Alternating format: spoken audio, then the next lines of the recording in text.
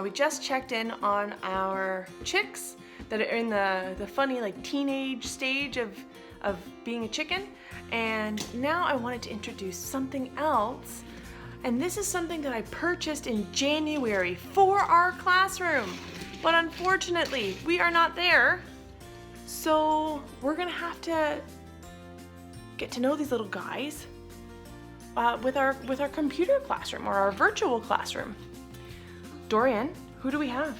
Dorian's my helper right now because yet again, he's not napping. Dorian, who do we have? What are these? Caterpillars. Caterpillars!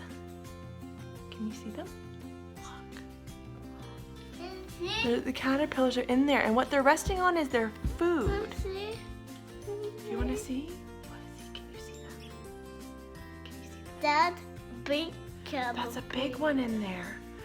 So that's going to be our next inquiry, is the life cycle of a butterfly.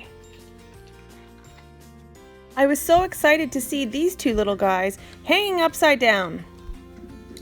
Today, I checked on our caterpillar friends. Only 2 of them have survived out of the 5, which is the same that happened for us last year. These caterpillars are from Scholar's Choice, so anybody can order them. So 2 of them are now stuck to the paper up here, and once they form their pupa or begin their chrysalis stage, then I will move them into the butterfly habitat that we have for them. Interesting. In just a short period of time, these little guys are in their chrysalises. Wow.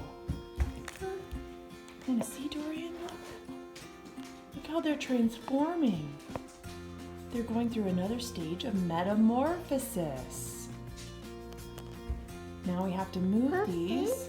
Yeah, we have to move these little guys. Can you see? Into the butterfly habitat. Very cool. It's hard through the glass. Maybe once we move them into the butterfly habitat, we'll see them a little better. Wow.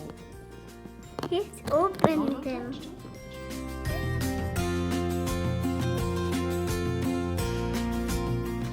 With only a few materials needed, it is now time to move them into the butterfly habitat. Okay, so now we're going to transfer the caterpillars that are now in their pupa or chrysalis stage into their butterfly habitat. So to do that, you need a pair of scissors, and what you're going to do is you're actually going to cut around the piece of paper where they're hanging on, and then you need some pins. I don't have safety pins, but I'm going to use these pins, and you're going to pin them inside. You're going to put them in and pin them to the top, so that they're hanging up here. I'm also going to put a piece of paper towel to line the bottom of the butterfly habitat for any mess that occurs. What are you excited to see? The caterpillars. They're not caterpillars anymore though. So now that we have our habitat, I turned it upside down. You can lay them down on the piece of paper. 1 second, Dorian.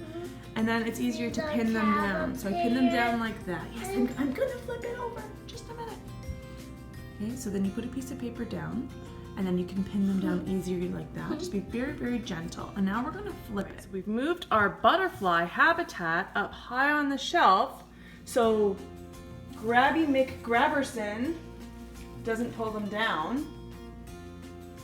So anyway, here they are. They're in their butterfly habitat. Oh, that's a clear shot. There we go. Hanging in their chrysalis stage. 1, 2. Now we got 5 from Scholar's Choice, but only these 2 survived. And on the bottom of their habitat, we have the paper towel for any waste that falls.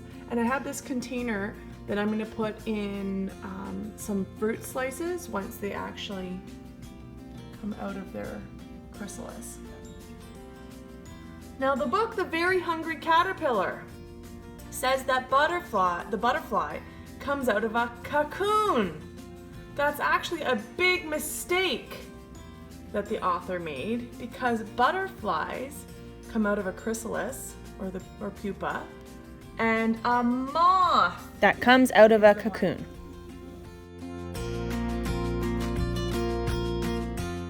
And now it's time to wait to see what this beautiful creature will look like at the end of metamorphosis.